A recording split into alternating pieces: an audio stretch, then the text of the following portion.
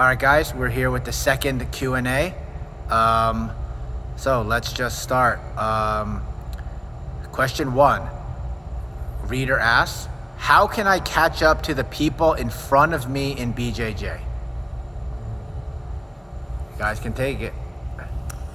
So this is a good question. A lot of people ask this, and reason why is because those around you are the easiest way to kind of judge how you're doing, especially if you're not competing. So it's important to remember that as you're training, it's hard to feel yourself improve, especially if you train with a common group of people. So you have to judge how you're doing based off of that. So a lot of times people might have expectations that they're going to get better a lot quicker than it actually happens, but you're going to have to pick small data points to measure your success. So a lot of people look at it like too general and overall and too broad, and so it could be a jumbled mess and you can't really feel where you're getting better. But if you break it down incrementally and look at like, hey, what are you getting overwhelmed with when you spar with these people that you're judging yourself against? Are you getting tapped out a lot? Start there. Try to make it the class surviving, just not getting tapped out. After that, make it surviving the positions. Try to not get past so much, maybe, try to not get mounted. Then try to start escaping these bad spots and these bad positions. Then you can start to measure your success and, hey, are you able to score? Are you able to get offensive positions on these people? If you look at it like that over time, you're going to be able to feel yourself kind of like getting the best of some of these positions. You're going to find yourself surviving more. You're going to find yourself escaping more. You're going to find yourself finally seeing the opportunities to start scoring, okay, and then sealing the deal with the submission, okay? It might take a long time, but you want to start to break it down into measurable things and not just look at it as one big thing. Like, hey, I'm just losing every match. How do I start winning? Don't look at it as like winning the whole big match.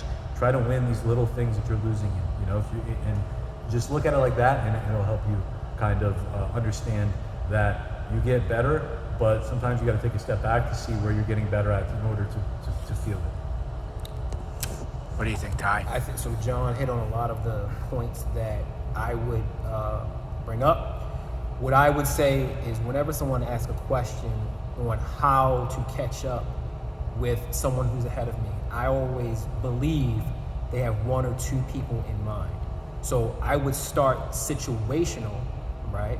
And really analyze, maybe even film, what it is that they do well that gives me trouble.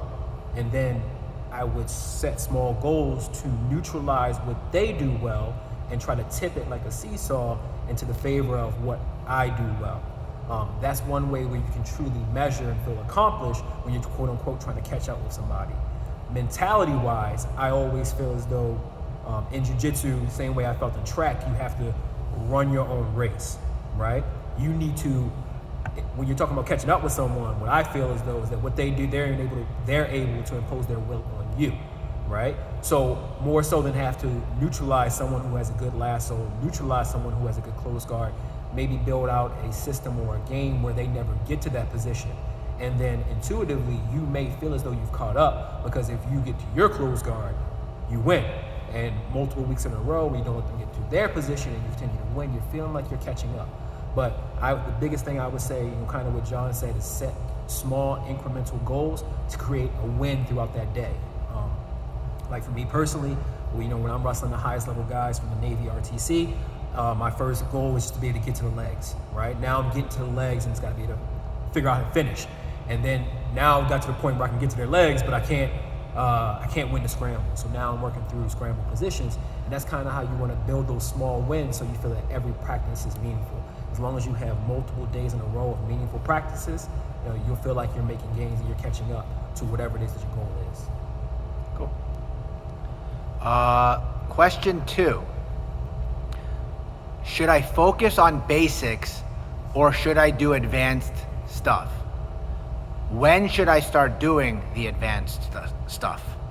So I'll lead on this one. You should focus on basics all the time.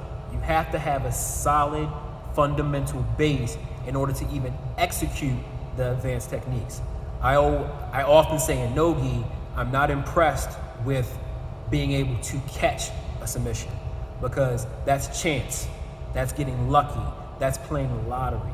You have to build out your basic fundamentals to where you can, dominate a position, execute control, and then finish your opponent.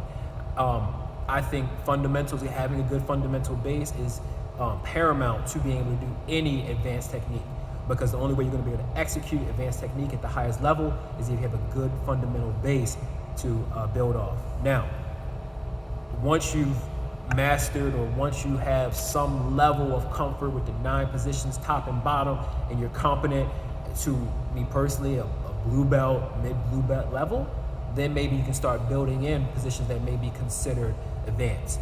Never think I don't want you to trick your opponent. I want you to out-technique your opponent. I want you to outthink your opponent. I want you to get multiple steps ahead of your opponent that's going to lead to a win or a submission. I don't want you focusing on tricks.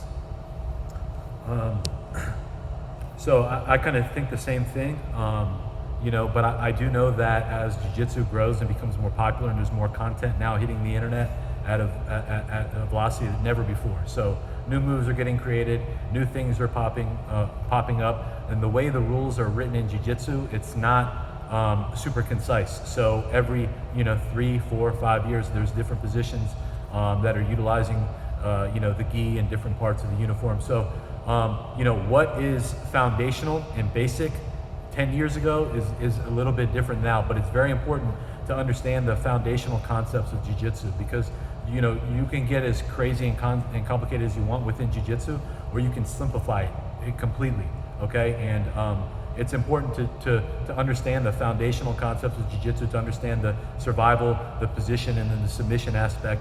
And then also, it's important to just go with the flow of your class and what your instructors are teaching, because the way the curriculum should be bringing you up is going to probably be a mixture of some foundational concepts with some cutting edge stuff that are going down in the competitions, and then some maybe a little bit of more advanced stuff. So it'll probably end up just kind of always being a mixture. But I think that, like, in the beginning, certain positions you want to spend a little bit more time in to truly understand, but you can never go wrong with survival, position, submission, because the survival is going to make you always focus on the bad spots, being comfortable in there. Position is going to make you being fundamentally sound, whether you're on top or your bottom.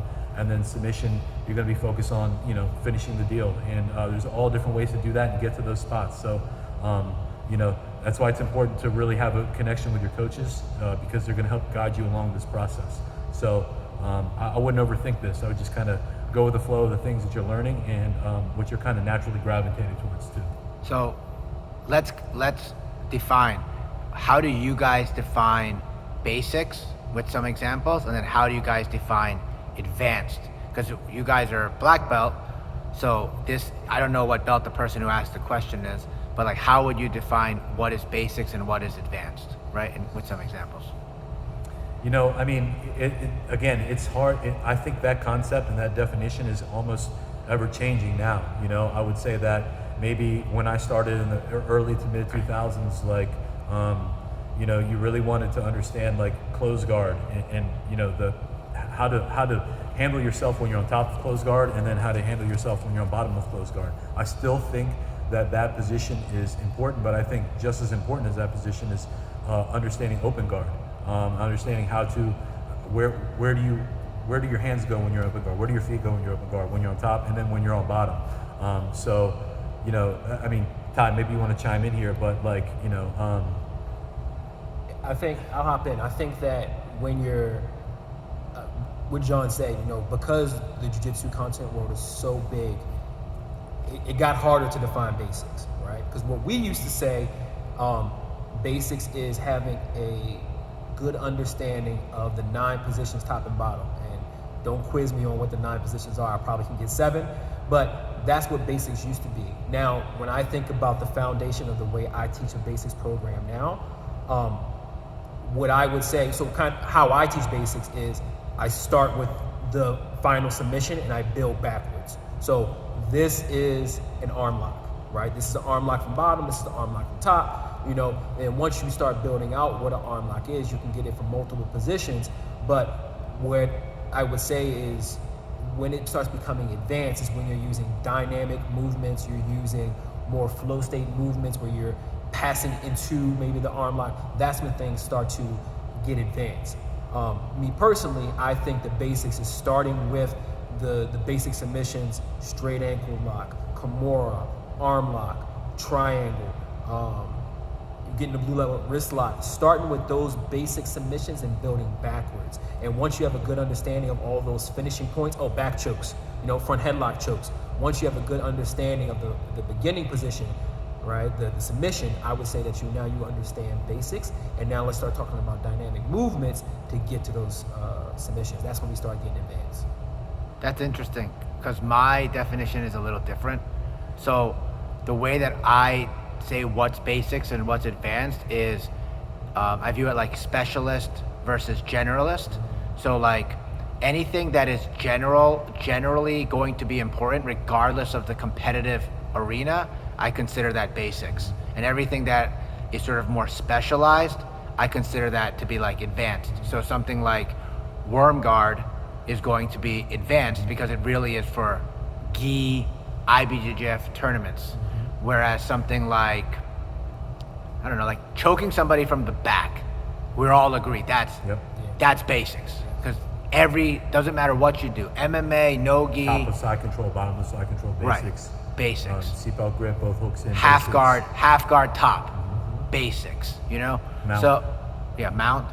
So I think that's how I define it. So let's talk a little bit more about when should I start doing basic? When should I leave basics and start doing advanced? Or let's not say leave basics. When should I start doing advanced? Okay, so working off that definition, which I completely understand. So it's specializing, right? I think at the late blue belt, early purple belt level is where you start specializing, right? Where you're not going to forget your foundation, but you start specializing to what may work for your body type, your age, your athletic ability, maybe working around any injuries. That's when I think you should start specializing and building out a game that can be recognized as, this is Ty Murphy's game. I think that's the point when you should advance to a specialized system. That kind of goes back to what I say about tricks, because you can have that silver bullet of you can catch ankle locks on people at your belt level, but when you get to the top 20 percentile of your group, and they're not falling for your catch or your trick, you may become unsuccessful. So that's kind of the way I think about it. Late blue, early purple is when you should start specializing to those advanced positions. Yeah, that's generally around the time is when you're mid to late blue belt. Another key detail of when you can tell that you're like onto something is when you start to develop preferences. And your coaches are kind of you're like saying, hey, yeah, good, that's good, giving you accolades. You're kind of onto something. So pay attention to your personal preferences when you start to develop them, because at first you're not going to have any personal preferences. It's going to feel very foreign to you, and it's going to feel a little bit clunky. And when you start to smooth it out, you're going to naturally kind of gravitate towards some things. So it's important to pay attention to those and then kind of run with them. And then also kind of balance it out by just being fundamentally sound, because as Ty touched on, there's a lot of guys and girls, that develop games where it's very quote unquote gimmicky. So, a lot of flash, not a lot of substance to it, and it can really throw you off. Like in the early belts, if you go up, back in the day, if you went upside down and inverted, it would throw a lot of guys off. And then, there was guys out there that would just invert and then they would just snap into a regular triangle, and they would win the worlds doing that. At the higher levels, the guys, it was just a regular fight to them. So the person who goes upside down is now going to have everything else that goes with it.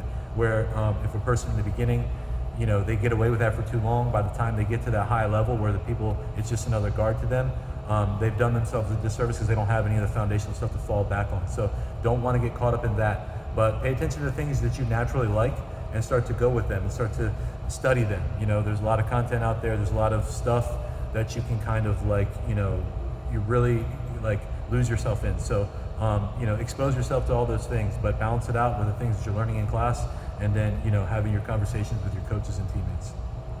Cool. Third question. Do I need to train in the gi in order to be promoted? Can I be promoted if I only train no gi? This is like a controversial across jiu-jitsu, question. So, thoughts? And I'll just jump in here.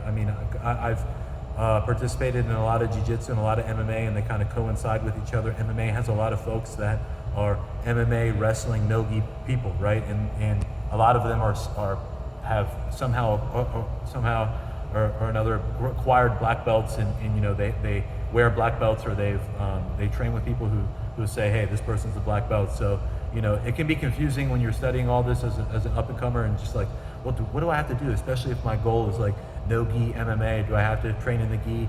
Like, if your goal is to become a black belt in jiu-jitsu, that means you want to become a PhD in jiu-jitsu, you're gonna have to train in the gi, okay? Because you know, becoming a black belt is not just you have the effectiveness of a black belt, but you can also explain why you have the effectiveness of black belt, and you can teach other people to also have that effectiveness.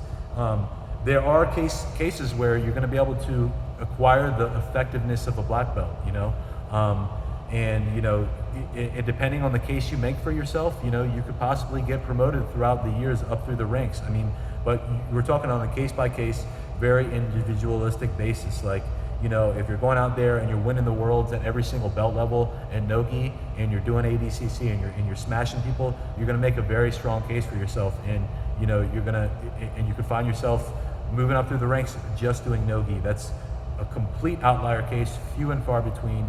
I would always say, if your true goal is to become like a really good grappling practitioner, you're going to want to also supplement your no-gi training with your gi. It's going to make your game that much more technical.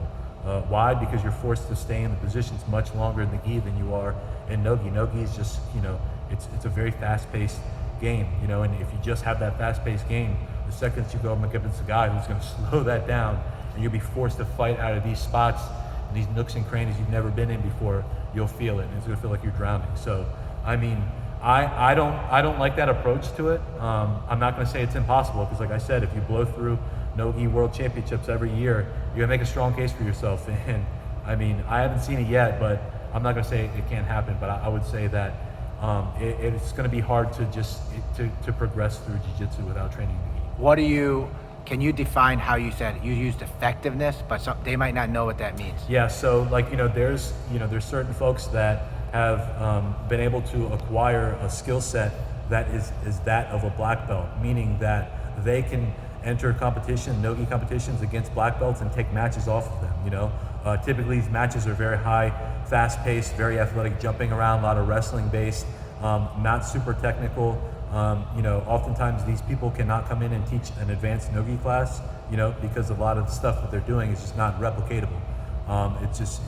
They're just doing it because they're extraordinary athletes. So, like I said, they're out there. You don't want to try to base your journey off of those folks. You really want to learn jiu-jitsu, especially for what it is. So the effectiveness means that you're good, but you really can't you can't teach it, and you can't bring others. You can't teach it to others too. It's really hard to do.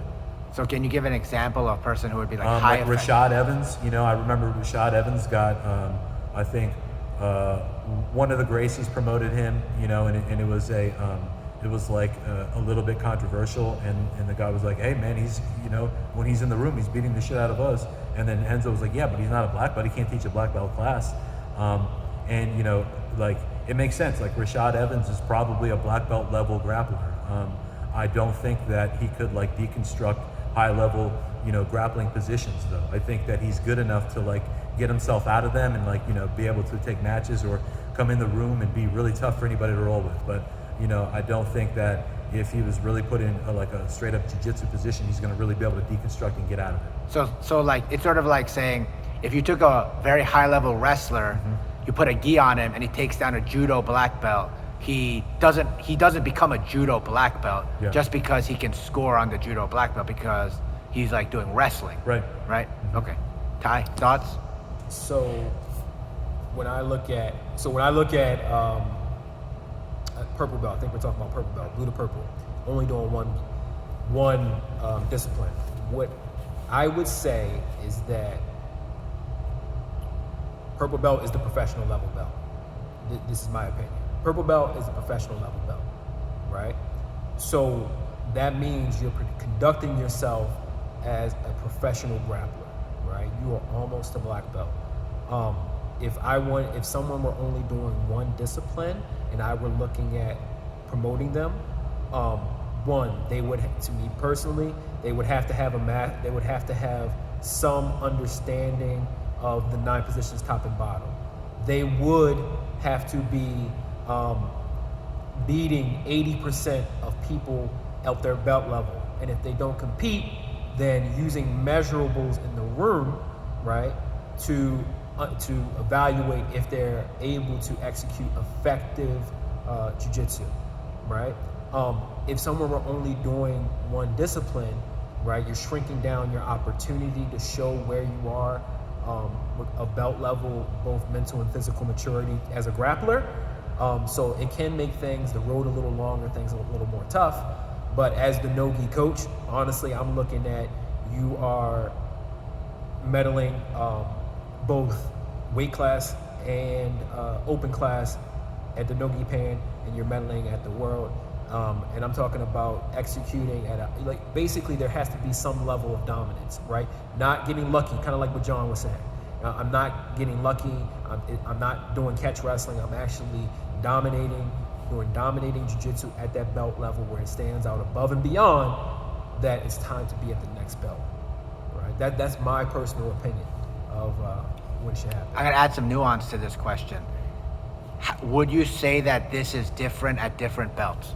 So would you judge if can a person go to like white to blue belt only training no-gi versus like, would that be somewhat of a different promotion qualitatively than somebody going like brown to black belt only training no-gi? So absolutely, yeah. And like it's gonna be person to person always, right? So like, especially in the beginning, sometimes people come in and they're super competitive based off of prior experience in other sports. So, white belt's really not going to be the belt that's going to motivate them all that much. So, like I said, you're not just going to give this person a blue belt just because they're athletic and they come in. If this person is really doing the things that show them that, the coaches and stuff, that this person desperately wants to be competitive. For whatever reason, they're just doing no-gi, but they're doing all the things no-gi, and they're competing a lot, they're winning, and they're showing that they're ready to be tested at that blue belt level, then yeah, I could see the case being made for somebody that just trains. Again, it's going to be very situational here, and I got to really understand why this person's only doing no-gi. You're talking to a professional MMA person who, I still trained it. I believe in the gi. The gi has a very, very important part of learning grappling. So, I'd have to really understand why there's not any gi going on, but there's definitely differences in every single belt level. I 100% agree with that. Intuitively, when you had, I believe it's easier if someone chose only no-gi track. It's easier to go from white to blue than blue to purple, right? It's just when you define what a blue belt is and what it takes to make it to blue belt, right? That bar and then that transition from white to blue is small compared to that transition from blue to purple. So I do think in a no-gi only track, it's easier to go from white to blue. It's going to be much more difficult to go from blue to purple, and then also from purple to brown is going to be even more difficult. That's just my opinion. What about brown to black?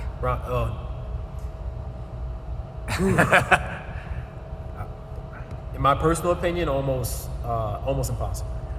Impossible because it's never happened, or you think that there's some sort of is there a philosophical reason, or do you just think it's just hard?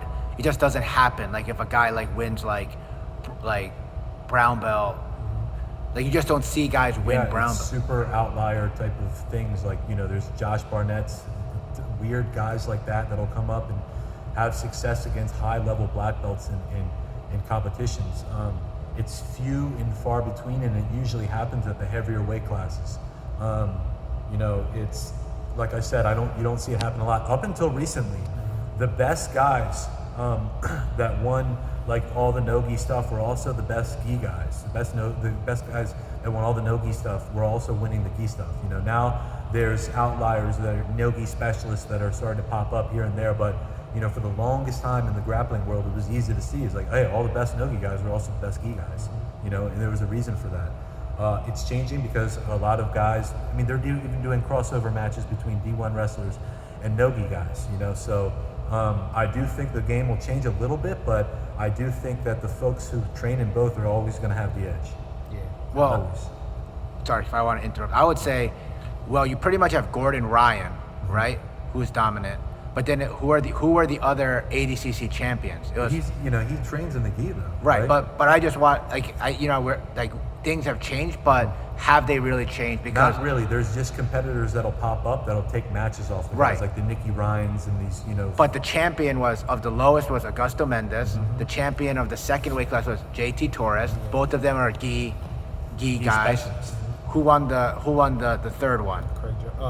Mateus Denise. That's a gi guy. Yeah. Who won the fourth one was Are we at 99? So 77, 66, 77, 88. That was Gordon. Gordon won 99. 99, and then who won the Buchecha? Who beat Buchecha? Buchecha did Kynan win? Kynan won. Right, yeah. Kynan's a gi guy. Yeah. Right? So we're saying that if you take there's one guy who won two, but the other four they're gi and no gi competitors. And the super fight champions are gi and no gi. And that's kind of what I was going to say. John articulated good thoughts, but one of the most difficult things about a no gi only track is there is no standard set. To be honest, that's one of the hardest things, because all we have is that one outlier. And I was thinking of the same thing. I was thinking about the ADCC champions. They're all both gi and no gi guys except for Gordon, right? So when I start thinking about a promotional track only in no gi, there's really not a standard set, right? Through decades of the gi, and I know that no gi is becoming more prominent. Not more prominent than gi, but it's becoming more prominent, period. It's becoming more popular. But me personally, I don't quite see a standard or a proper measuring stick to move someone up when they're only doing no gi right now, especially to the professional belts. From white to blue, I think I have a good mastery of when it's time. When it comes blue to purple and only no gi, I don't quite see it yet as a scale of something to measure someone, especially if they're not competing. So just to be clear, the answer to the question is, do I need to train in gi in order to be promoted? The answer is no, but you guys both feel that it's harder to Much do harder. it. Yep. I agree Just from a 100%. technical Yep. progression standpoint. Okay, cool. Thank you.